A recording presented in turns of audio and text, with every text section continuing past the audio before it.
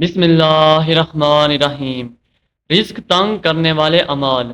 ایک مرتبہ ایک شخص سیدنا علی المرتضیٰ رضی اللہ تعالیٰ عنہ کے پاس آیا اور کہنے لگا، اے علی رضی اللہ تعالیٰ عنہ، میں بہت مالدار تھا، پھر اچانک گھر سے رزق جانے لگ پڑا، چلتا پھرتا کاروبار بند ہونے کے قریب آ گیا ہے، مجھے کچھ سمجھ نہیں آ رہا کہ میں کیا کروں۔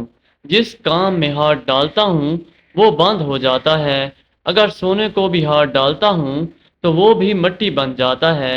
جب یہ شخص اپنے سارے شکوے سنا رہا تھا تو سیدنا علی المرتضیٰ رضی اللہ تعالیٰ عنہ اس کی کمزوری سمجھ گئے۔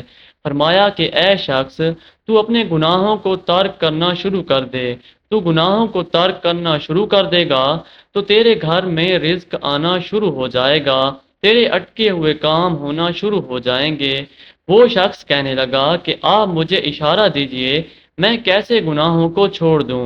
تو حضرت علی رضی اللہ تعالیٰ عنہ فرمانے لگے کہ اگر تو نماز نہیں پڑھتا تو نماز پڑھنا شروع کر دے، اگر تو شراب پیتا ہے تو شراب چھوڑ دے، جو برائی تو جان بوجھ کر کرتا ہے وہ برائی تو چھوڑ دے، اگر کوئی جانے انجانے میں تجھ سے کوئی گناہ سرزد ہو جائے تو رات کو سونے سے قبل اللہ سے اپنے گناہوں کی معافی مانگ لیا کر، انشاءاللہ یہ کام کرے گا تو تیرے اٹکے ہوئے کام بھی ہونا شروع ہو جائیں گے۔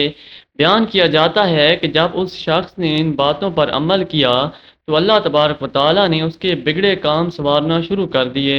اللہ پاک اس واقعے سے سبق حاصل کر کے عمل کی توفیق عطا فرمائے، آمین۔